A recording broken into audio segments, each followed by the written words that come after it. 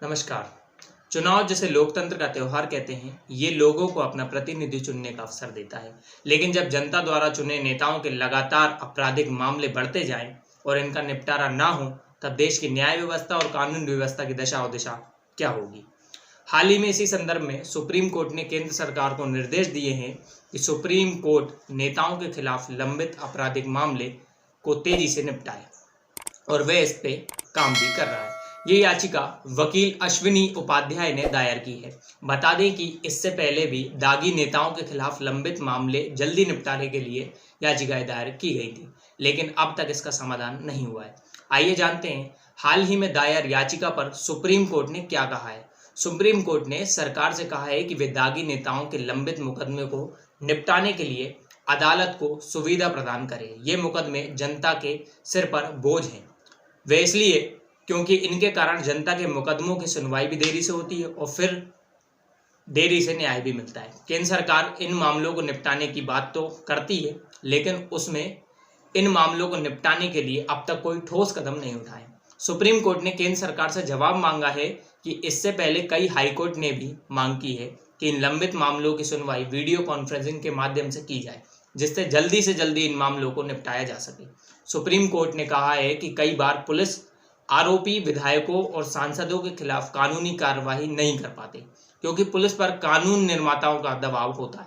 इसलिए पुलिस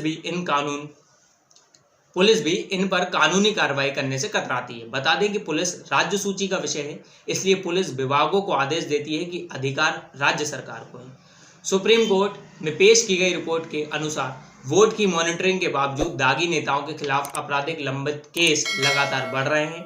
अब इनकी संख्या 4,859 हो गई है, जबकि दिसंबर 2018 में लंबित केसों की संख्या 4,122 थी। बताते चलें कि 28 अक्टूबर से बिहार में चुनाव है।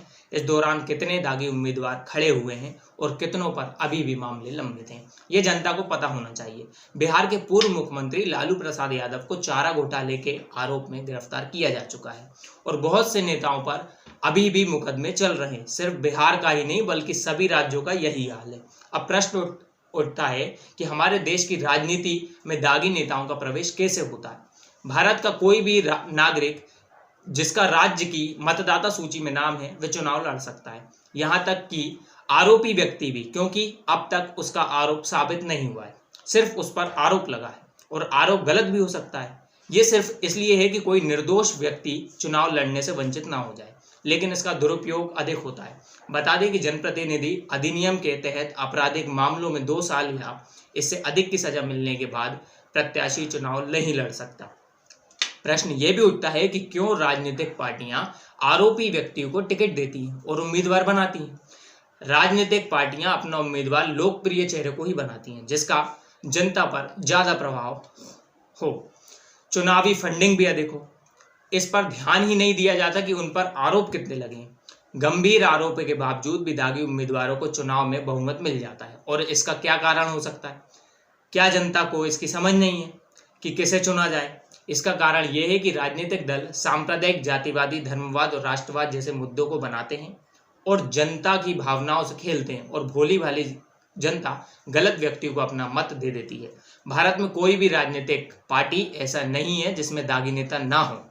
बता दें कि चुनाव से पूर्व प्रत्येक राजनीतिक पार्टी को अपने उम्मीदवारों पर लगे आरोपों की जानकारी वेबसाइट और मीडिया के माध्यम से जनता को देना अनिवार्य है, लेकिन हमारा मीडिया उम्मीदवार के आरोपों को उतना नहीं दिखाता जितना अधिक उसकी रैलियों के भाषणों को दिखाता है। अपराधियों का राजनीतिकरण होना लोकतंत्र के लिए शुभ संदेश है, शुभ संदेश नहीं।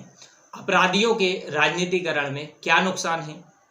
डर और दबाव की राजनीति, इनके विरुद्ध कोई आवाज नहीं उठाता, यहाँ तक कि मीडिया भी नहीं। इससे भ्रष्ट और भाई भतीजावाद अधिक बलवान।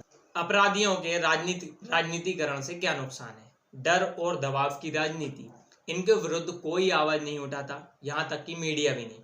इससे भ्रष्ट और भाई भतीजावाद को और अधिक बल मिलता है। कानून के निर्माता ही कानून का उल्लंघन करते हैं। जनता के प्रति और देश के प्रति अपनी जिम्मेदारी को समझते हुए राजनीति दल को अपराध मुक्त राजनीति की ओर बढ़ना चाहिए। सरकार को भी दागी नेताओं पर लंबित केसों के निपटारे के लिए सुप्रीम कोर्ट का सहयोग करना चाहिए। ऐसे ही जानकारी के लिए बने रहिए द गौरतलब से। धन्यवाद।